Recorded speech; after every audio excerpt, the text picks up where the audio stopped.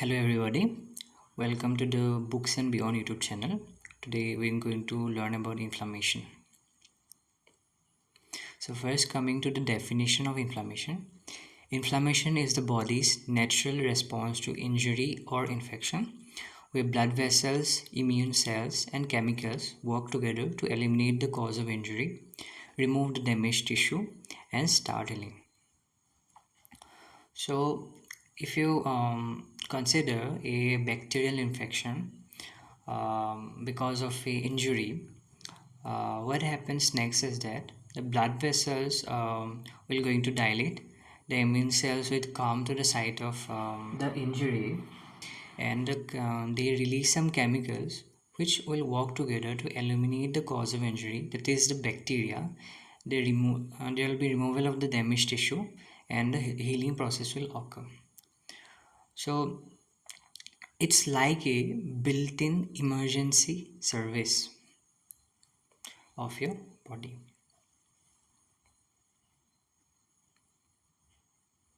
So next we're going to learn the types of inflammation. There are two types of inflammation, that is acute inflammation and chronic inflammation. Acute inflammation starts quickly within maybe minutes or hours and lasts for a few days. Chronic inflammation lasts for weeks, months or even years if the problem doesn't go away. Let's understand both of them. Okay, first we're going to learn about the acute inflammation. It is also known as the immediate response. When acute inflammation happens, so when bacteria enter your skin, okay, when you burn yourself, when chemicals or toxin damage your tissue, or when your immune system reacts to something. It is a quick and intense process, like firefighters rushing to a fire.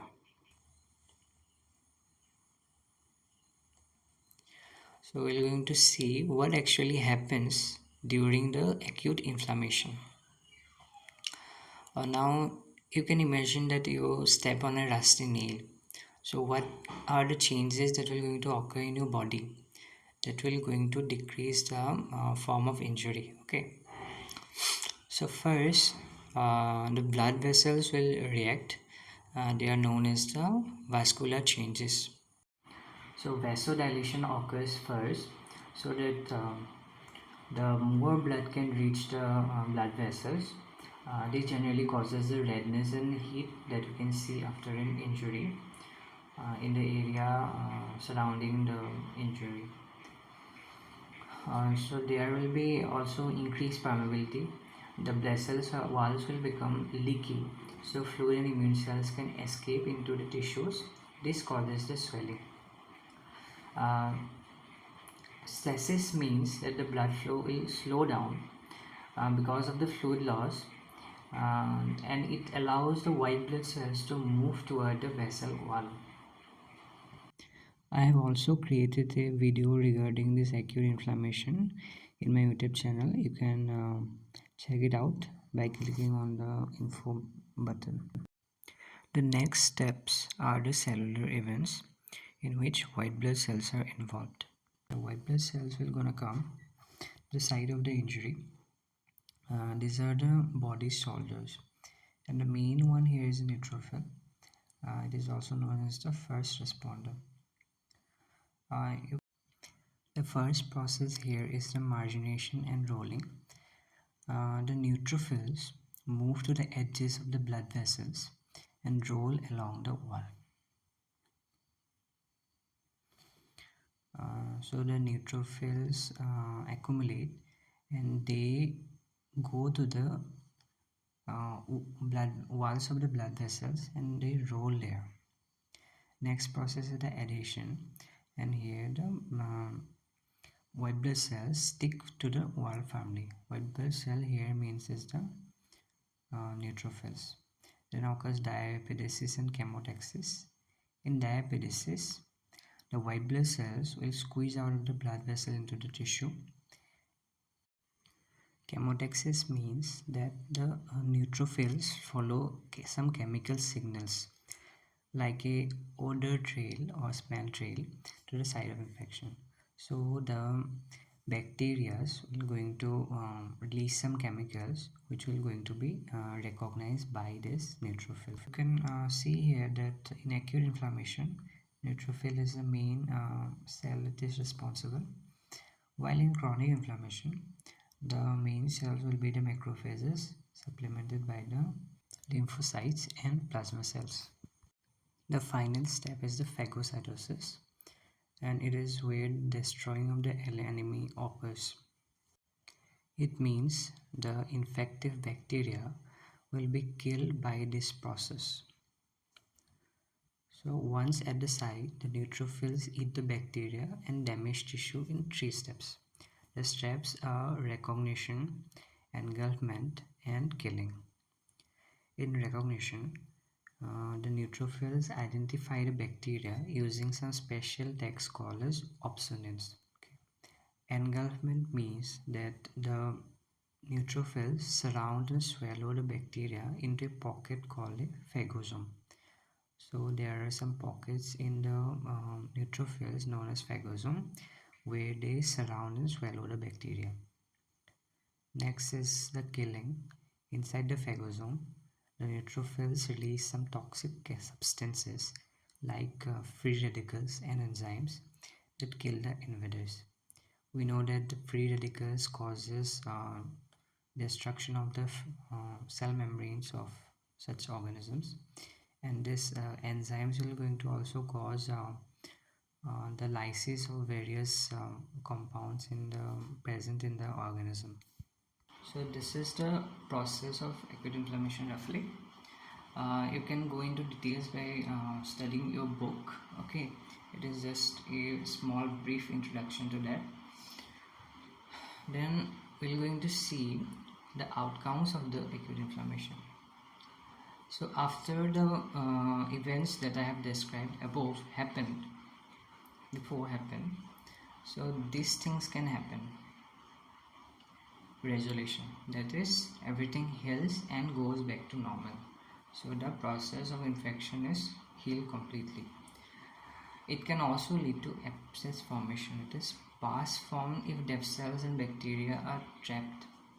So if the dead cells formed due to the infection or the bacteria that is killed are trapped inside your body and are not excreted, so they can form pus, which is a white substance, white to yellowish substance. Okay, it can also cause pain in some cases.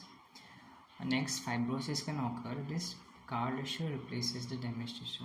So the damaged tissue that is present, it will be converted into a scar tissue that is presence of fibers. Chronic inflammation, if the cause is not removed, it becomes long term. So in cases of bacterial infections, if the bacteria is not completely removed, then it can lead to chronic inflammation. So next we are going to see the chronic inflammation, that is also known as the long war, because it takes a very long amount of time rather than the acute inflammation. If the injury or infection doesn't go away quickly, like tuberculosis, bacteria, autoimmune diseases, inflammation becomes chronic. What's different in the chronic inflammation? The differences are that it develops slowly and lasts for weeks, months or years. The main cells now are macrophages, as I have already mentioned. So main cells in the chronic inflammation are the macrophages. They can also be lymphocytes and the plasma cells, but not neutrophils. Okay. There's continuous tissue damage and healing happening together. So tissue damage occurs and continuous healing happens. Okay. So these are the causes of chronic inflammation. It can be a persistent infection like TB or leprosy. As you can see, it is affecting the lungs mainly. Continuous exposure to harmful substances like silica dust, as you can see here. And autoimmune diseases like rheumatoid arthritis, where there is joint pain occurs. that can also lead to chronic inflammation. So what happens during the chronic inflammation? So macrophages arrive and stay in the site of infection, and they digest the dead tissue and release chemicals. The lymphocytes and plasma cells join to make antibodies. So the lymphocytes like B lymphocytes and T lymphocytes will help the plasma cells to make antibodies, which will going to destroy the infection. Okay, the fibroblasts start forming scar tissue, and new blood vessels grow to support the repair. So these are the events that happen during chronic inflammation. A special type of inflammation is granulomatous inflammation. Okay. Sometimes the immune system tries to wall off a foreign substance it can't destroy. So the immune system is acting, but it can destroy the foreign substance that is inside your body. It forms granulomas, that are small organized collection of the immune cells.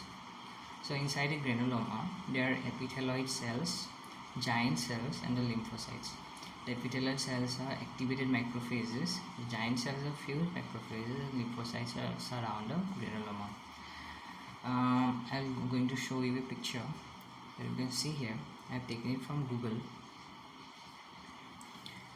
and here it is a granuloma, and here are the cells. These are the lymphocyte cells, that are epithelioid histiocytes, and these are the multinucleated giant cells.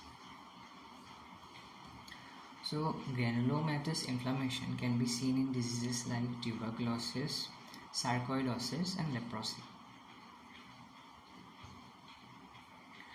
So next we are going to discuss an important topic in the inflammation, this chemical mediators or the messengers. So these chemicals give messages about the inflammation process.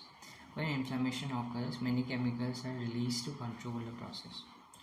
Like histamine, which causes vasodilation and swelling, bradykinin, which causes pain, prostaglandins cause fever and pain, cytokines like interleukin-1, tumor necrosis factor, signal more immune cells to come to the site of infection, and complement proteins also, they help the microbes. These chemical mediators, they act like WhatsApp messages between immune cells, coordinating the response. So I have given here two charts. You can study it from here. Only the type and examples of chemical mediators, then the functions and source of these mediators. Source means from where the chemical mediators are produced, and functions of them. You can study it from here. So next, come forward to the summary of the inflammation chapter. Inflammation is the body's protective reaction to injury. Acute inflammation is a fast, neutrophil dominated, short-term and reversible process, while chronic inflammation is a slow, macrophage dominated, long-term, and often causes tissue damage and the fibrosis. We have come across a special type of inflammation, that is the granulomatous inflammation, which is seen when the body tries to wall off the irritant. Outcome can be healing, scarring, or ongoing disease. That is, the inflammation process can heal the injury, or there may be formation of scar, that is the fibrous tissue, or it may lead to another disease. So that's all for today. Hope you learned something in this chapter. Thank you very much.